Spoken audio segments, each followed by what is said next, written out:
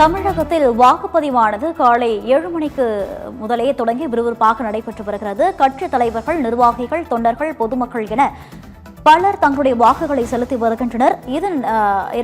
இதற்கிடையில் தற்போது சென்னை நீலாங்கரையில் தமிழக வெற்றிக் கழக தலைவரின் விஜய் தற்போது இன்னும் சிறிது நேரத்தில் வாக்களிக்க இருக்கிறார். தமிழகத்தில் 4 முனை போட்டி நிலவி இது குறித்த கூடுதல் விவரங்களை எமது முதன்மை செய்தியாளர் பிரவீன்குமார் வழங்கிட கேட்கலாம். பிரவீன்குமார், இது குறித்த விவரங்களை பதிவு பண்ணலாம்.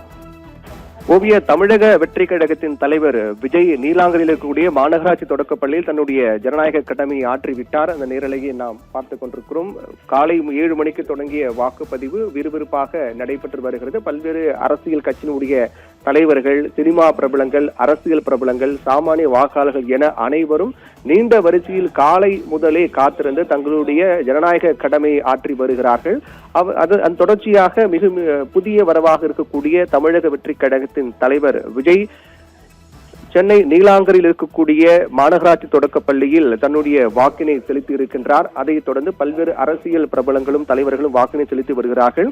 சற்று நேரத்துக்கு முன்னர் சென்னை சாலை கிராமத்தில் இருக்கக்கூடிய வாக்குப்பதிவு மையத்தில் தேமுதிகவின் பொதுச் செயலாளர் பிரேமலதா விஜயகாந்த் மற்றும் அவருடைய மகன்கள் வாக்குகளை செலுத்தினார்கள். அப்போது செலுத்திவிட்டு அவர் செய்தியாளர் சந்திப்பை நடத்தினார்.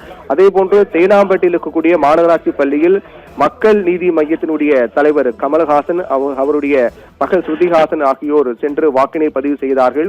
அதே போன்று இயக்குனர் மணிரத்னம் வாக்கினை பதிவு செய்தார். அதே போன்று சென்னை தீநகரில் இருக்கக்கூடிய வாக்குச்சாவடி மையத்தில் நடிகர் ஜீவா தன்னுடைய வாக்கினை பதிவு செய்தார். சென்னை அடையாறில் இருக்கக்கூடிய வாக்குப்பதிவு மையத்தில் திராவிட கழகத்தின் தலைவர் கி வீரமணி தன்னுடைய வாக்கினை பதிவு செய்தார். அதே போன்று சென்னை ஆழ்வார்பேட்டையில் இசையமைப்பாளர் அனிருத் தன்னுடைய வாக்கினை பதிவு செய்தார்.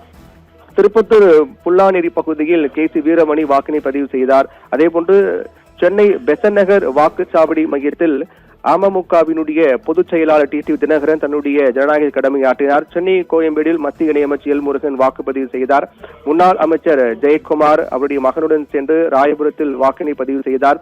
சேலம் சிலுவம்பாளையத்தில் இருக்கக்கூடிய வாக்குச்சாவடி மையத்தில் அதிமுகவினுடைய பொதுச் செயலாளர் எடப்பாடி பழனிசாமி தன்னுடைய குடும்பத்துடன் சென்று தன்னுடைய வாக்கினை பதிவு செய்தார்.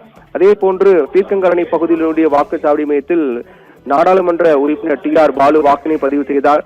காட்டுமன்னார் கோவில் இருக்கக்கூடிய வாக்குச்சாவடி மையத்தில் அமைச்சர் எம்.ஆர்.கே. பன்னீர்செல்வம் வாக்கினை பதிவு செய்தார். இப்படியாக தொடர்ந்து பல்வேறு அரசியல் தலைவர்கள் வாக்கினை செலுத்தி வருகின்றனர்.